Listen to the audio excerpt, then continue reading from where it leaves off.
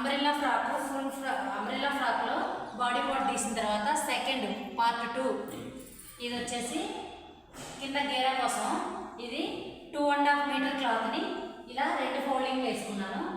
ఈ 2 folding ఎడ్జ్లు fold చేసిన తర్వాత మనం దీన్ని ఈ విధంగా ఇలా కార్నర్ పాయింట్ని మళ్ళీ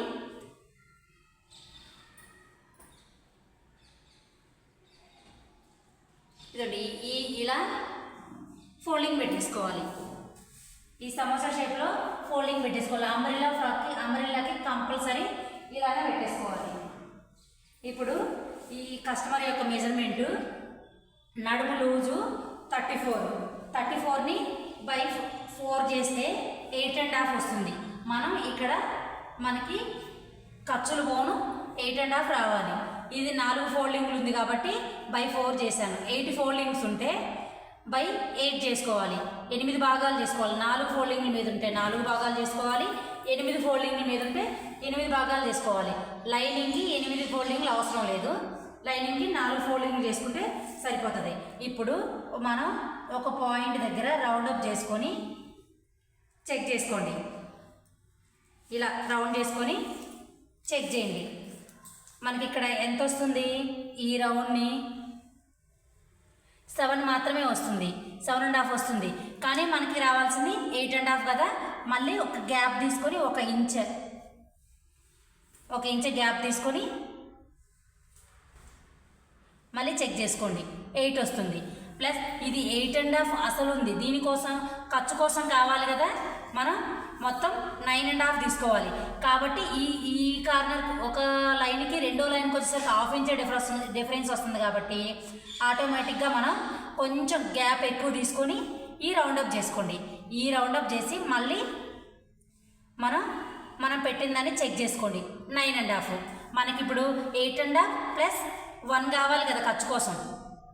కాబట్టి 8.5 ప్లస్ 1 9.5. ఇక్కడ వచ్చేసి ఇవి 2 రాంగ్. ఇది మాత్రమే మనకి కరెక్ట్. ఈ కార్నర్లో ఇక్కడ నుండి 9.5 కరెక్ట్ వచ్చింది కదా. ఈ పాయింట్ నుంచి మనకి కస్టమర్ లాంగ్ ఎంత ఉంది? 34 ఉంది.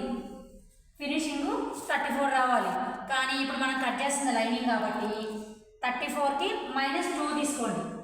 ఏదైనా మనకు మెజర్మెంట్లో లైనింగ్ సేమ్ పీస్ కంటే పైన ఉండే క్లాత్ కంటే లోపల ఉండే లైనింగ్ క్లాత్ 2 ఇంచెస్ మైనస్ చేసుకుని 2 ఇంచెస్ తక్కువ చేసుకొని ఈ పార్ట్ నుండి ఇలా 32 ఒక మార్క్. అలానే ఈ పార్ట్ ఉంది కదా, ఇక్కడ నుండి 32 ఒక మార్క్ చేసుకోండి. అలానే మళ్ళీ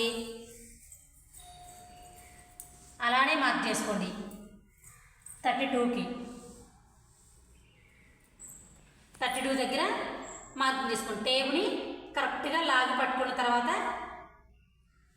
చేయాలి.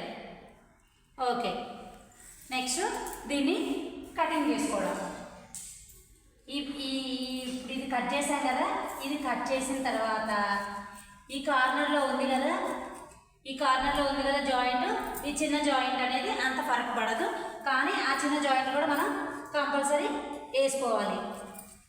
షార్ట్ ఫ్రాక్స్కి జాయింట్ పడడం తక్కువ, కానీ లాంగ్ ఫ్రాక్ కాబట్టి ఇది ఈ కార్నర్లో జాయింట్ పడుతుంది. దీన్ని కూడా మనం ఈ కట్ చేసుకునే టైంలోనే మనం ఎప్పుడైతే కింద ఫ్లోర్ మీద లేదా పెద్ద టేబుల్ మీద కట్ చేసుకుంటాం కదా, అప్పుడే ఇలా వేసేసుకోండి. ఇలా వేసేసుకొని తర్వాత తీయడం వల్ల ఏమైందంటే మిస్టేక్ అవుతుంది. ఇప్పుడే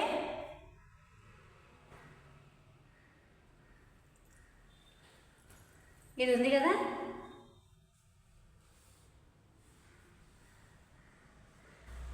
కింద ఇంకా 2 లేయర్లు ఉన్నాయి. మార్కింగ్ తెలిసిపోతుంది కదా మనకి. కింద లేయర్కి ఇది ఈక్వల్ ఉందని ఈ పీస్ని ఇలా మార్క్ చేసుకొని కట్ చేసుకోండి. 1/2 ఇంచ్ లోపల ఖర్చు కోసం ఉంచుతాము. ఆ తర్వాత ఇక్కడ ఎంతైతే మనకి అవసరమో అంత మార్కింగ్ పెట్టుకున్నాం కదా, ఒక పీస్ని చెక్ చేసుకున్నా మనకు కరెక్ట్ వచ్చిందా రాలేదా తెలుస్తుంది. జాయింట్ వేసుకున్న తర్వాత దీనికి ఈక్వల్ వస్తుంది. 1 పీస్ కట్ చేసుకొని మళ్ళీ సేమ్ పీసే 2 ఉన్నా 3 ఉన్నా 4 ఉన్నా జాయింట్లు పెట్టేసుకోవచ్చు. ఆ తర్వాత ఈ పైన వైపు ఉంది కదా, ఈ పైన వైపు కూడా ఇక్కడ కొంచెం ఖర్చుకి 1 ఇంచ్ తీసుకోపోయినా 1/2 ఇంచ్ తీసుకున్నా సరిపోతుంది. ఎందుకంటే ఇది క్రాస్ క్లాత్ కాబట్టి సాగుతుంది. 1 ఇంచ్ బదులు ఒకవేళ క్లాత్ తక్కువ ఉందనుకున్నప్పుడు 1/2 ఇంచ్ తీసుకున్నా స్ట్రెచబుల్ కాబట్టి సరిపోతుంది. ఇప్పుడు ఈ గేరా వచ్చేసి ఇదో 34 నడుము సైజు, లాంగ్ 34 ఉంటుంది వీళ్ళకి గేరా. ఇప్పుడు కరెక్ట్గా మనకి ఇక్కడ 1 ఇంచ్ ఖర్చు కోసం తీసుకున్నాం కదా, ఇక్కడ 1 ఇంచ్ ఇక్కడ 1 ఇంచ్ రిమూవ్ చేసేసుకుంటే మిగతా బాడీ పార్ట్కి వస్తుంది. ఫుల్ గేరాతో కావాలనుకున్నప్పుడు క్లాత్ ఎక్కువ తీసుకోవాలి, నార్మల్ గేరా చాలు అనుకున్నప్పుడు క్లాత్ తక్కువనే అడ్జస్ట్మెంట్ చేసుకోవచ్చు. ఓకే.